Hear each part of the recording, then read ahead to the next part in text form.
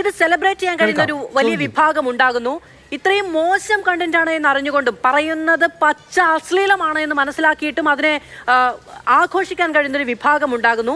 മറ്റൊന്ന് ശ്രീ രാഹുൽ ഈശ്വർ പറഞ്ഞതുപോലെ ലക്ഷക്കണക്കിന് ആളുകൾക്ക് സഹായം കിട്ടിയിട്ടുണ്ട്, ആയിരക്കണക്കിന് പേർക്ക് വീട് വെച്ചു കൊടുത്തിട്ടുണ്ട് എന്നൊക്കെ പറയുമ്പോൾ അങ്ങനെയുള്ള ആളുകൾക്ക് എന്തുമാകാമെന്നൊരു ലൈസൻസ് നമ്മൾ കൊടുക്കുന്നുണ്ടോ?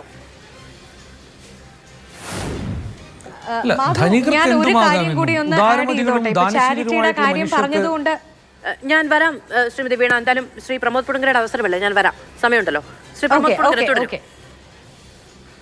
ധനികർക്ക് എന്തുമാകാമെന്നും ഉദാരശീലരും സമ്പന്നരുമായ മനുഷ്യരാണെങ്കിൽ അവർക്ക് മറ്റു മനുഷ്യരുടെ സ്വകാര്യതകളുടെ മുകളിൽ, മറ്റു മനുഷ്യരുടെ ആത്മാഭിമാനത്തിന് മുകളിൽ കടന്നു കയറാമെന്നുള്ളതൊക്കെ ഒരു ഫ്യൂഡൽ കാലത്തെയും രാജകാലത്തെയും ഒക്കെ ശീലങ്ങളാണ്. നമ്മുടെ സമൂഹത്തിൻ്റെ വളരെ കൃത്യമായ ധനിക ദരിദ്ര വ്യത്യാസങ്ങളിലൊക്കെ പടുത്തുയർത്തിയ ഘടനയാണ് നമ്മുടെ സമൂഹത്തിൻ്റെയും എന്നുള്ളതുകൊണ്ട് അത് ഒരു വലിയ അളവിൽ നിലനിൽക്കുന്നുണ്ടെങ്കിലും ഒരു സമൂഹത്തിൻ്റെ ജനാധിപത്യ രാഷ്ട്രീയ മൂല്യങ്ങൾക്കനുസരിച്ച് അത്തരത്തിലുള്ള എന്ത് തരത്തിലുള്ള ധനിക ഹുങ്കുകളെയും ഔദ്ധത്യത്തെയും എതിർക്കുക തന്നെയാണ് ഒരു ജനാധിപത്യ സമൂഹം ചെയ്യേണ്ടത്. പൗരൻ എന്ന് പറയുന്നത് തുല്യാവകാശത്തോടു കൂടിയുള്ള എല്ലാ മനുഷ്യന്മാർക്കും ആത്മാഭിമാനത്തോടുകൂടെ ജീവിക്കാനാവുന്ന, ലിംഗഭേദമില്ലാതെ തന്നെ എല്ലാ മനുഷ്യരുടെയും തുല്യമായ ആത്മാഭിമാനത്തോടെ ജീവിക്കാൻ കഴിയുന്ന ഒരു സമൂഹമാകണം ഒരു ജനാധിപത്യ സമൂഹം. അവിടെ ബോബി ചെമ്മണ്ണൂരിനെ പോലെയോ അല്ലെങ്കിൽ അതുപോലെയുള്ള ഏതെങ്കിലും ധനിക ഹുങ്ക് കാണിക്കുന്ന ഇത്തരത്തിലുള്ള ഒരു തരം പെർവേർഷനാണ് മറ്റൊന്നുകൂടി. ഇത് വെറും ആണധികാര ഹുങ്ക് മാത്രമല്ല, അതൊരു തരം ആണധികാരത്തിൻ്റെ ലൈംഗിക വൈകൃതം കൂടിയാണ് അയാളൊക്കെ പ്രകടിപ്പിച്ചത്. ഇവിടെ മറ്റൊന്നുകൂടി പറഞ്ഞു, ഇവിടെ ഈ സോഷ്യൽ ഓഡിറ്റ് ചെയ്യപ്പെടണം.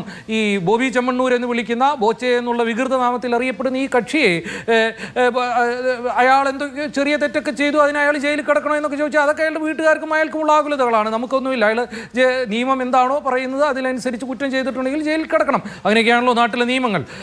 ഇത് അല്ലാണ്ട് ബ്ലഡ് മണി വാങ്ങി മാപ്പ് കൊടുക്കുന്ന തരത്തിലുള്ള നിയമ സംവിധാനമല്ല ഇന്ത്യയിലുള്ളത് വേറൊരു തരത്തിലുള്ള നിയമ സംവിധാനമാണ്. അതിനെക്കുറിച്ചുള്ള ജ്ഞാനക്കുറവ് കൊണ്ടായിരിക്കും അങ്ങനെ മാപ്പ് കൊടുത്തിട്ട് പുറത്തു വിട്ടൂടെ ഹണി റോസെ എന്നൊക്കെ ചോദിക്കുന്നത്. അതുപോട്ടെ. മറ്റൊന്ന്, ഈ പ്രശ്നമെന്ന് പറയുന്നത് ഇയാൾ പുറപ്പെടുവിക്കുന്ന ഇത്തരത്തിലുള്ള ഈ വികൃതമായ ലൈംഗിക വൈകൃതത്തിൻ്റെ ഛായയുള്ള ഇത്തരം അഭിപ്രായ പ്രകടനങ്ങളെ സാധൂകരിക്കുന്ന ഒരു സമൂഹം ഉണ്ടാകുന്നു എന്നുള്ളതിനൊപ്പം അയാൾ അങ്ങനെയൊക്കെ ചെറിയ തെറ്റ് പറ്റിയിട്ടുണ്ട്. ഒപ്പം ഹണി റോസും സോഷ്യൽ ഓഡിറ്റ് ചെയ്യപ്പെടണം. അവിടെയാണ് പ്രശ്നം. എന്തിനാണ് ഹണി റോസ് എന്നല്ല, ഏത് സ്ത്രീയും സോഷ്യൽ ഓഡിറ്റ് ചെയ്യപ്പെടുന്നത്? ഒരു സ്ത്രീ ബലാത്സംഗം ചെയ്യപ്പെട്ടാൽ, ലൈംഗികാതിക്രമത്തിന് ഇരയായാൽ അവരുടെ വസ്ത്രധാരണം കൂടി അതിൻ്റെ പ്രശ്നമാണ് എന്ന് പറയുന്ന തരത്തിലുള്ളൊരു പ്രശ്നമാണ്. പുരുഷാധിപത്യ സമൂഹത്തിൻ്റെ ലൈംഗിക ഹുങ്കുകളെയും ലൈംഗിക വൈകൃതങ്ങളെയും പ്രകോപിപ്പിക്കരുത് നിങ്ങൾ എന്ന് പറയുന്ന ഒരു മുന്നറിയിപ്പാണോ നിങ്ങൾ സ്ത്രീകൾക്ക് കൊടുക്കുന്നത്? നിങ്ങൾക്ക് പ്രകോപനമുണ്ടാകുന്ന വസ്ത്രങ്ങൾ ധരിക്കുന്നു എന്ന് പറയുന്നത് നിങ്ങളുടെ പ്രകോപനത്തിൻ്റെ വൃത്തികേടുകളെ മാറ്റേണ്ടത് ഒരു സംസ്കാര സമ്പന്നമായ സിവിലൈസ്ഡ് ആയിട്ടുള്ള ജനാധിപത്യ നീതിയിൽ അധിഷ്ഠിതമായിട്ടുള്ള ഒരു സമൂഹത്തിനെ ഉണ്ടാക്കുന്ന ഇതിന്റെ ഭാഗമായി നിങ്ങളാണ് തിരുത്തപ്പെടേണ്ടത്. അല്ലാതെ നിങ്ങൾ വസ്ത്രം ധരിക്കുന്ന സ്ത്രീകളുടെ ശരീരത്തിന്റെ വിടവുകളിലേക്ക് നോക്കിക്കൊണ്ട് നിങ്ങളുടെ പ്രകോപനം സൃഷ്ടിക്കുകയല്ല. ഞാൻ ധരിച്ചിട്ടില്ല എന്നാണ് പറയുന്നത്. അതെന്തൊരു അഭിമാനകരമായ സ്റ്റേറ്റ്മെന്റ് ആണ്. അങ്ങനെ വസ്ത്രം ധരിക്കാത്തൊരു സ്ത്രീയെ മാധു അല്ല, അങ്ങനെ നീതിന്യായ വ്യവസ്ഥയോ നമ്മളുടെ സമൂഹം, നമ്മളുടെ നിയമ സംവിധാനമോ ഒന്നും സ്ത്രീകൾ ഏത് തരത്തിലുള്ള വസ്ത്രം ധരിക്കണമെന്നൊന്നും പറയുന്നില്ല. ഒബ്സിനിറ്റിയുടെ വിവിധ തരത്തിലുള്ള കാലങ്ങളിൽ പല കാലങ്ങളിലായി കോടതികൾ തന്നെ ഇവിടെ ആർട്ടിക്കിൾ 19 ഇത് ഒക്കെ പറഞ്ഞുകൊണ്ട് ഞാൻ പറയുക. അതിപ്പോൾ നമ്മുടെ ചർച്ചയുടെ ഒരു വിഷയമല്ല എങ്കിൽ പോലും ആയിട്ട് വരാനുള്ള സമയമൊന്നുമില്ല.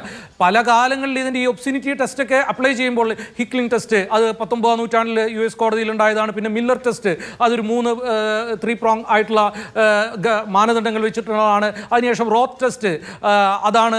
പിന്നെ ഒബ്സിനിറ്റി എന്താണ്, അതൊരു ഒബ്സീൻ ആണോ, നിയമപ്രകാരം ഒബ്സീനായിട്ട് ശിക്ഷിക്കപ്പെടേണ്ടതാണോ എന്നുള്ളതിന് വിലക്കപ്പെടേണ്ടതാണോ എന്നുള്ള ടെസ്റ്റ്.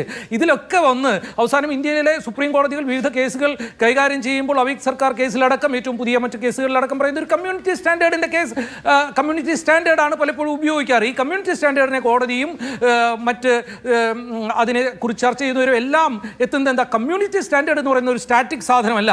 അത് കൃത്യമായ ജനാധിപത്യ പരിവർത്തനങ്ങളുടെ ഭാഗമായിട്ട് മുന്നോട്ട് പോവുകയും ഒക്കെ ചെയ്യുന്ന ഒന്നാണ്. അതിൻ്റെ ഭാഗമായിട്ട് സ്ത്രീ പുരുഷ തുല്യതയുടെയും ജെൻഡർ ഇക്വാലിറ്റിയുടെയും മനുഷ്യൻ്റെ സ്വകാര്യതയുടെയും അവൻ്റെ ആത്മാഭിമാനത്തിൻ്റെയും അവൻ്റെ രാഷ്ട്രീയ അധികാരത്തിൻ്റെയും അതിനൊക്കെ അപ്പുറം ഒരു സ്ത്രീക്ക് അവരുടെ ശരീരത്തിൻ്റെ ബോഡിലി ഇൻറ്റഗ്രിറ്റിയുടെ മുകളിലുള്ള പരിപൂർണമായ അവകാശത്തിൻ്റെയും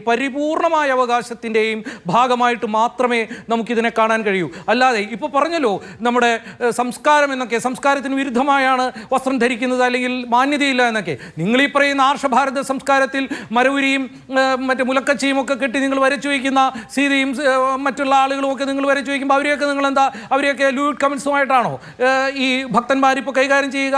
എന്തൊരു മോശം വസ്ത്രധാരണമാണ് അന്നത്തെ പുരാണങ്ങളിലെ നായകന്മാർ ഇപ്പോഴും വരച്ചു വയ്ക്കുന്നത്, നമ്മുടെ ചിത്രങ്ങളിലും എല്ലാം കാണുന്നത്. അത് അങ്ങനെയായ നിങ്ങൾക്ക് അമ്പലത്തിലൊക്കെ പോകുമ്പോൾ, നിങ്ങൾ തൊഴാനൊക്കെ പോകുമ്പോൾ നിങ്ങൾ അവിടെ കാണുന്ന ചുമർ ചിത്രങ്ങൾക്കൊക്കെ കണ്ട് നിങ്ങൾക്ക് ഉദ്ധാരണവും സ്ഖലനവുമാണ് ഉണ്ടാകുന്നത്.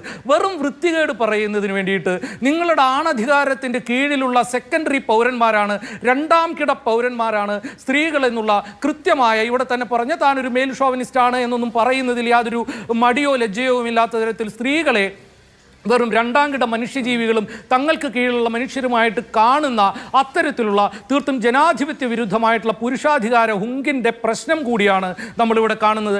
അതിനെ മാന്യത, വസ്ത്രധാരണം എന്നൊക്കെ പറഞ്ഞ് ലളിതവൽക്കരിക്കാനുള്ള ശ്രമങ്ങളാണ്. ഒരു മാന്യതയുടെ പ്രശ്നവുമില്ല.